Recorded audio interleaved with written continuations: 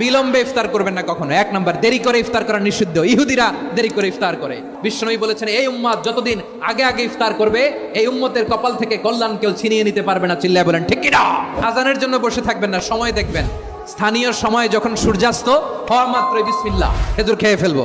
2 number, রমাদানের পবিত্রতা বজায় রাখবো। কোনো তর্ক বিতর্ক অশ্লীলতায় আমরা জড়াবো না, ঝগড়া করবো না, সরাসরিও না, ফেসবুকেও না। তালে দিলে বলবেন ইন্নিমরুন সায়েম, আমি রোজাদার। ব্যাড হ্যাবিট থাকলে রমাদানে এটা ছাড়ার মহা সুযোগ। স্মোকিং এর অভ্যাস আছে অনেকের, ঠিক কিনা? করবেন না কেউ। যদি কারো থাকে, কে করে হাত তোলালাম না আমি। এই রমাদানে এই স্মোকিং হ্যাবিট থেকে আমরা বেরিয়ে আসবো, ঠিক কিনা বলেন? 3 নাম্বার, আমরা মিথ্যা বলবো না। বিশ্বনবী বলেন, মানলাম ইয়াদা কাওলা যুরি ওয়াল আমালা বিহি ফালাইসা লিল্লাহি হাজাতুন ফি আইয়াদা তাআমাহু ওয়া শারাবা। যে রমজানে মিথ্যা কথা, মিথ্যা কাজ, মিথ্যা সাক্ষী ছাড়তে পারে নাই, তার না খেয়ে থাকা, উপবাস থাকা দিয়ে আল্লাহর কিছু যায় আসে না। 4 নাম্বার, অপচয় করব না। অপচয়কারী শয়তানের ভাই। আচ্ছা, যে শয়তানের ভাই ও নিজেও আরেকটা কি? শয়তান। যে শয়তানের ভাই ও নিজেও আরেকটা কি?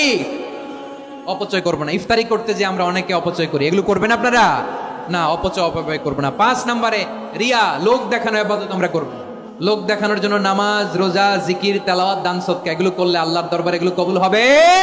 বিশ্বনবী বলেন, দাজ্জালের ফিতনার চেয়ে একটা বড় ফিতনার ভয় আমি করি। সেটা কি? আর রিয়া, শো অফ মেন্টালিটি, লোক দেখানো মানসিকতা।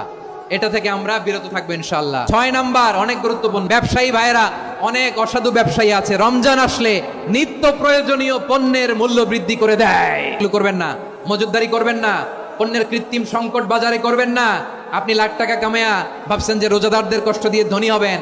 এমন রোগ আল্লাহ আপনারে দিবে, কোটি টাকা দিয়েও আপনি হাসপাতালের বিল পরিশোধ করার ক্ষমতা আপনার হবে না। খবরদার। শেষ বয়সে দেখবেন কি কষ্ট আপনার হয়। আপনি রোজাদারদের কষ্ট দিয়েছেন, আল্লাহ আপনার সুখে রাখবে? আল্লাহর দোহাই লাগে, আমার ব্যবসায়ী ভাইরা এটা করবেন না। আরব বিশ্বে আমরা দেখেছি, আরব বিশ্বের ব্যবসায়ীরা সারা বছরে ব্যবসা করে, রমজানে ভর্তুকি দেয়। আর আমার দেশের কিছু অসাধু ব্যবসায়ী রমজানে গলাকাটা ব্যবসা করে আর সারা বছর সইটার উপর দিয়ে চলে। চিল্লায় বলেন ঠিক কিনা? করবেন না, এটা করবেন না। নিত্য প্রয়োজনীয় পণ্যের মূল্য বৃদ্ধি করা হারাম, পণ্যের কৃত্রিম সংকট তৈরি করা হারাম, মজুদদারি করা হারাম, রোজাদারদেরকে কষ্ট দেয়া হারাম। এটা করবেন না। 7 নম্বরে সর্বশেষ কথা, অধীনস্থ যারা আছে তাদের কাজের চাপ আপনারা কমিয়ে দিবেন। কাজের লোক, ফ্যাক্টরির ওয়ার্কার, স্টাফ, তাদের প্রতি যদি রহম করেন, আপনার উপর রহম করবে কে?